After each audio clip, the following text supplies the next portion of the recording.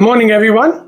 We just want to talk about an important concept in finance world, or actually can be used anywhere, which is what we call leverage.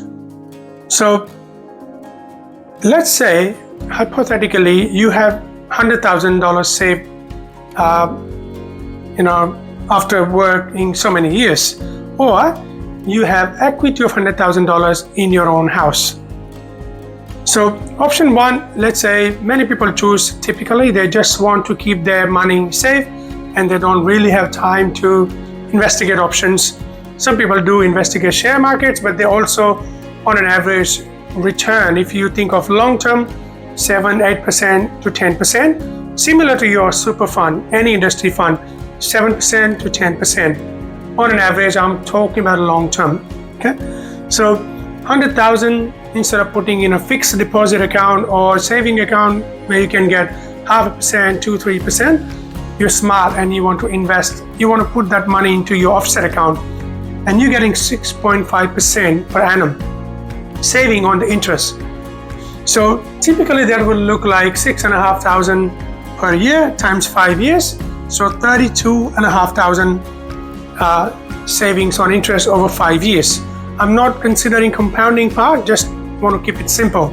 So you get basically 32.5% return on your cash over 5 years, which seems better than keeping the money in savings account or fixed deposit. Much better. However, that is even better option using the leverage.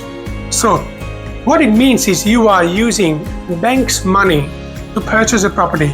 So say for example, if you want to buy a property for $500,000, you cannot actually buy using $100,000 you have. You cannot, but you can leverage bank's money. So you can borrow money from bank, $400,000. You put your own money, $100,000. Okay, and let's say typically, not much, typically property in Australia grows by 7 to 8% per annum. Not talking about hot market where it can grow even by 20-30%. We're just talking about simply standard 8% growth per annum. So if that happens, your property $500,000 grow by 8% for 5 years basic, and that will turn out to be $200,000 over 5 years. Now this is the power of leverage. We are not saying your $100,000 is growing by 8%, but we're saying $500,000 growing by 8%, which will turn out to be $200,000 growth on this property. If you sell it, I'm not considering any cost like paying an agent to sell and the marketing cost, not even considering capital gain tax. Okay? Just want to make it simple and a bigger picture. So 200,000 growth.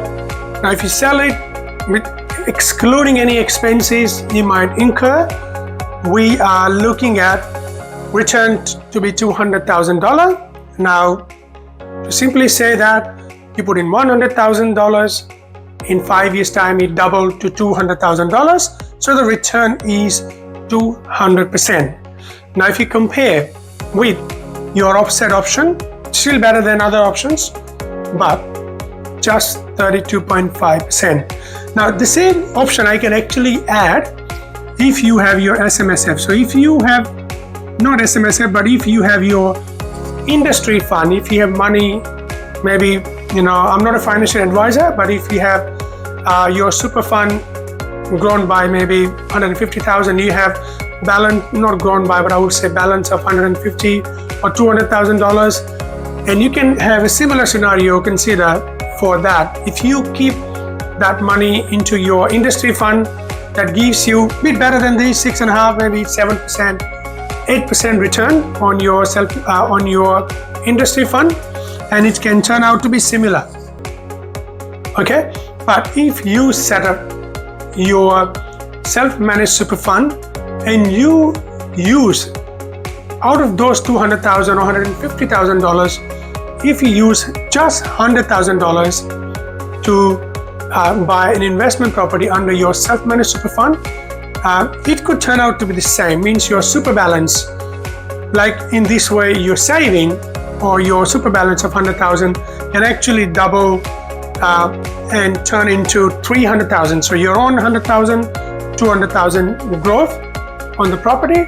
So you can actually double your super balance and get it from $100,000 to $300,000 in just 5 years. And that could be a smart move towards your retirement. I hope you learned something from this video. I'm the founder and director of AimRight Property Buyers Hub. Thank you so much for listening. We'll see you in the next video. Thank you.